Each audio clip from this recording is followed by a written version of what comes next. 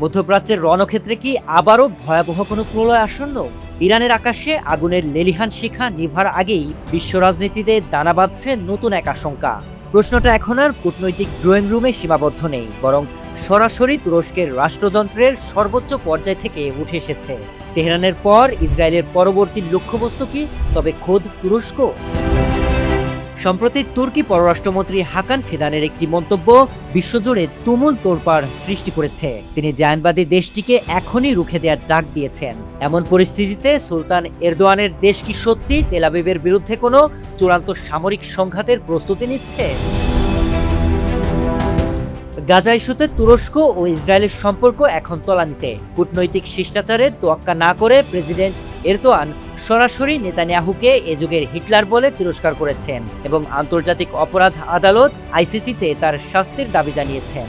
এর জবাবে ইসরায়েলও সুর নরম করেনি। নেতানিয়াহু প্রশাসন এরদোয়ানকে ইহুদি বিদেশী ও স্বৈরশাসক হিসেবে অভিহিত করেছেন। বিশেষ করে ইসরায়েলের নিরাপত্তা মন্ত্রী ইতামার বেন গভির তুর্কিদের আর্মেনিয়ায় চালানো গণহত্যাকারী হিসেবে অভিযুক্ত করেছেন। একই সাথে হুঁশিয়ারি দিয়েছেন, আঙ্কারা সীমা লঙ্ঘন করলে তেল আবিব তাদের ছাড় দেবে না। এই উত্তেজনার মাঝে মিডল ইস্ট আইয়ের একটি প্রতিবেদন নতুন মাত্রা যোগ করেছে, যেখানে দাবি করা হয়েছে ইরানের পর ইসরায়েলের পরবর্তী সম্ভাব্য হামলার তালিকায় তুরস্ক ও পাকিস্তানের নাম রয়েছে। বিশ্লেষকরা বলছেন, মুখে হুমকি দিলেও ইসরায়েল খুব ভালো করেই জানে তুরস্ক মোটেও লেবানন বা ইরানের মতো সহজ লক্ষ্যবস্তু নয়। তুরস্ক প্রথমত পশ্চিমা সামরিক জোট নেটোর সদস্য। দেশটির উপর হামলা মানেই পুরো নেটোর উপর হামলা। এর ফলে হয়তো ইসরায়েলকে নেটোর প্রতিরোধের মুখে পড়তে হবে, না হয় এই জোট ভেঙে যাবে। আমেরিকা ও যুক্তরাজ্যের মতো শক্তিশালী ইসরায়েলি মিত্রদের জন্য এটি হবে এক বড় কূটনৈতিক সংকট। এছাড়া তুরস্কের রয়েছে অত্যন্ত শক্তিশালী গোয়েন্দা সংস্থা, যার ফলে ইরানের মতো তাদের উচ্চপদস্থ কর্মকর্তাদের লক্ষ্যবস্তু বানানো ইসরায়েলের জন্য প্রায় অসম্ভব। তুরস্কের আকাশ বহরে থাকা F-16 এবং নিজস্ব প্রযুক্তিতে তৈরি পঞ্চম প্রজন্মের কান 5 স্টেলথ যুদ্ধবিমান ইসরায়েলি F-35কে চ্যালেঞ্জ করার ক্ষমতা রাখে। এছাড়া ড্রোন শক্তিতে তুরস্ক ইতোমধ্যে বিশ্বজুড়ে নিজেদের শ্রেষ্ঠত্ব প্রমাণ করেছে। শুধু তাই নয়, রাশিয়ার তৈরি S-400 এবং নিজেদের তৈরি আকাশ প্রতিরক্ষা ব্যবস্থার কারণে তুরস্কের আকাশসীমা ইসরায়েলি বিমানের জন্য হবে এক মৃত্যুফাদ।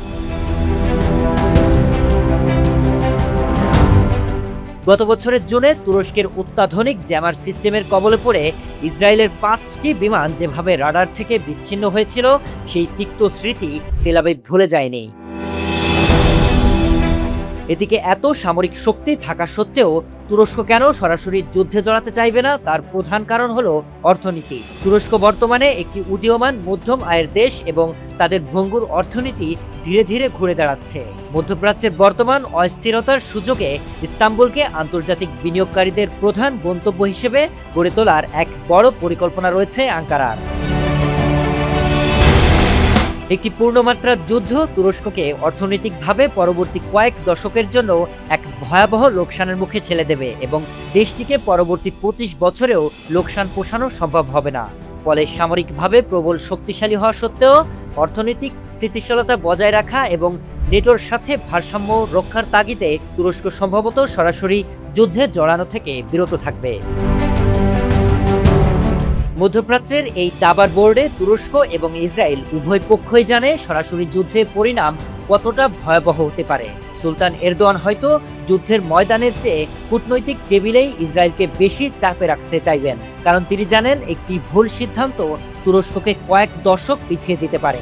তবে ইতিহাস সাক্ষী, দেওয়ালে পিঠ ঠেকে গেলে তুর্কিরা কখনোই আপোষ করেনি। এখন দেখার বিষয়, ইসরায়েলের এই উস্কানি কি কেবলই মনস্তাত্ত্বিক যুদ্ধ, নাকি সত্যি আঙ্কারার আকাশে কোনো অশনি সংকেত? শরীফ রাহাত, আগামীর সময়।